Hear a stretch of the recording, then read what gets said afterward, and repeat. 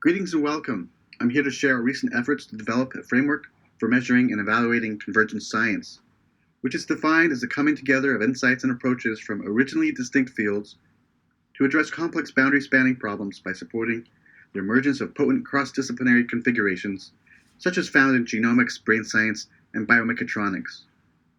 With the success of the genomics revolution of the early 2000s, funding bodies are keen to spur competition around mission-oriented grand challenges in order to catalyze breakthrough solutions that further seed economic growth. Presently, nowhere is this more evident than the massive flagship funding programs launched across the globe circa 2013 in the US, EU, and Asia that seeks to accelerate human brain science.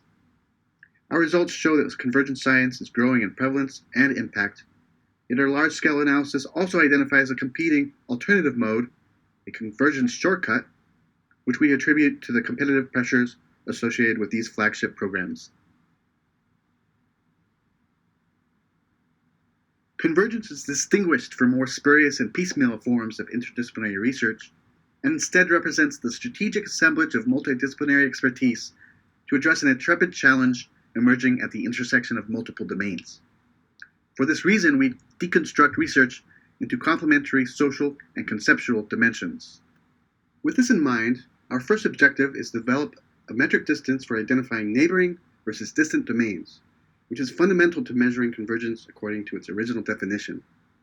We address this methodological challenge by drawing upon hierarchical ontologies.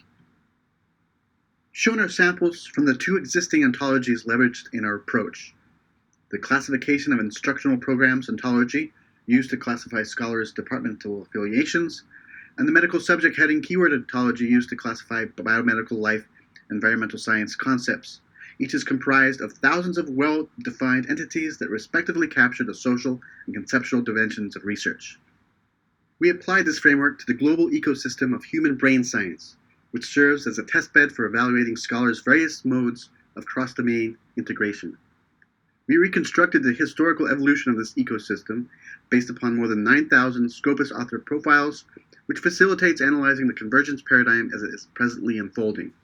On the left is our data sample represented as a collaboration network, where nodes represent scholars grouped according to their department affiliations, and on the right is a sample of brain science mesh keywords.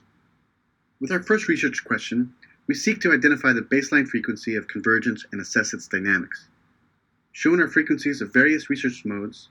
Black curves represent articles that are monodomain, whereas blue curves represent increasing degrees of cross-domain integration. Two robust patterns are clear. There is an increasing prevalence of research featuring both social and conceptual convergence, approaching the 10% level, and also a higher prevalence of convergence in research achieving above-average citation impact. Do social and conceptual convergence follow a common historical pattern? The answer appears to be no. Shown are the trends in cross-domain integration for each dimension, plotted in units of percent deviation from their mean value over this roughly 30-year period. Apparently, social coordination costs appear to be in excess of expansive learning costs, which thereby highlights the emergence of a convergence shortcut whereby scholars integrate diverse concepts without achieving commensurate team diversity. Motivated by those descriptive results, we applied more advanced econometric methods by implementing panel regressions with scholar fixed effects. This allows us to differentiate between four modes of research: monodomain research, which is our measurement baseline; polymathic and cross-disciplinary research, which represent partial convergence modes; and full convergence, whereby research integrates across social and conceptual dimensions.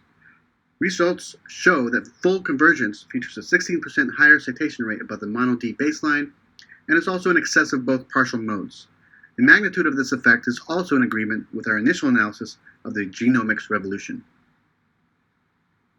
Did these flagship funding programs affect the frequency and impact of convergence science? Comparing research outcomes before versus after 2013 indicates a significant reduction across all convergence modes, with the prevalence of full convergence reducing by 33%.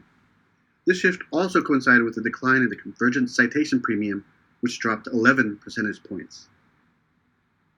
Indeed, solving grand challenges is fundamentally a team design problem. As such, we believe our convergence framework can provide a valuable construct for evaluating the matrix of social and conceptual dimensions that together delineate grand challenges. In particular, the framework could be used to inform scholars and funding agencies whether the proposed configuration of integrated cross-disciplinary expertise and cross-disciplinary knowledge are appropriate for unlocking the solution. Together, these results inform our principal policy outlook, namely that without policy adjustments, massive funding programs may unintentionally incentivize suboptimal cross-domain integration, thereby undercutting the potential for convergence science to address grand societal and environmental challenges. So thank you for your attention, and please consult our recent work on convergence for more details on our measurement framework and its applications. And finally, this work would not have been possible without the support from the National Science Foundation, so thank you.